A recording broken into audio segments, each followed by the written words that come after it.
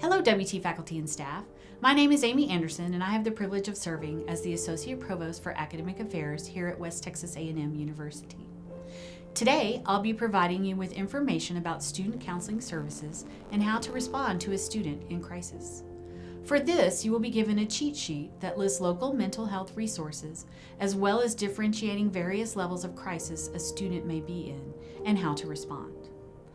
Although there is no resource that addresses every possible crisis scenario, we want to give you as much information as possible because as faculty and staff, you spend a significant amount of time with students, making it likely that you will notice a change before others may. The purpose of this video is to provide some information beyond just what's on the cheat sheet and to provide detail on what each resource can and cannot do. This pertains to situations in which you know a student is experiencing suicidal thoughts rather than trying to evaluate if they're in distress. Our main goal is to help our faculty learn what resources are appropriate for what scenarios. Counseling services may not be the most appropriate in every situation. Years 18 to 24 are a critical time for development, and it is not uncommon for a spike in mental health issues during this time. This is why it is important for everyone to know the local mental health resources.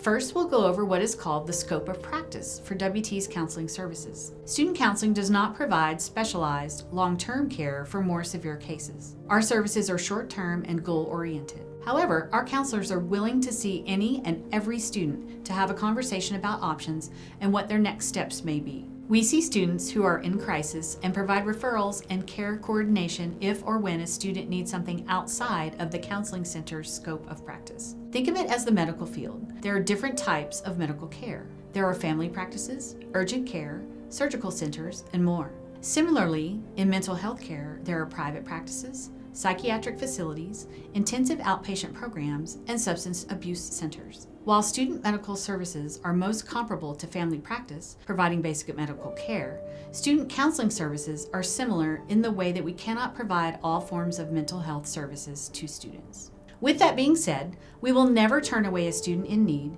and say that we are unable to help them. Student counseling can provide something to most students. Once a student leaves that office, that is where the influence ends.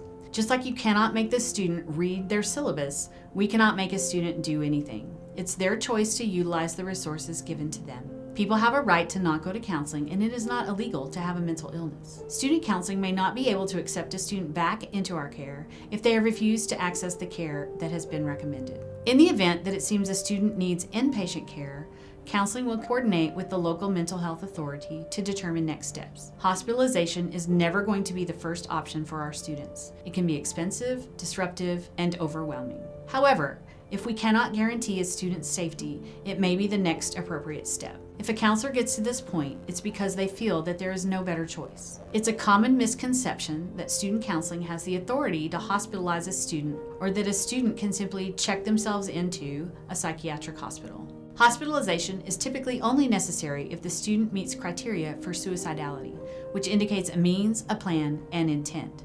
At this point, the student cannot guarantee their safety, and the Mobile Crisis Outreach Team, or MCOT, will be called to conduct an evaluation on the student.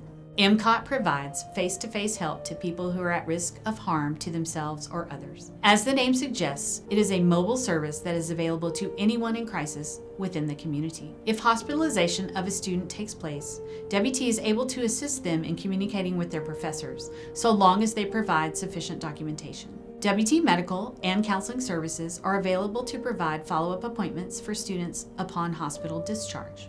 Thank you for taking time to learn how to support students in crisis.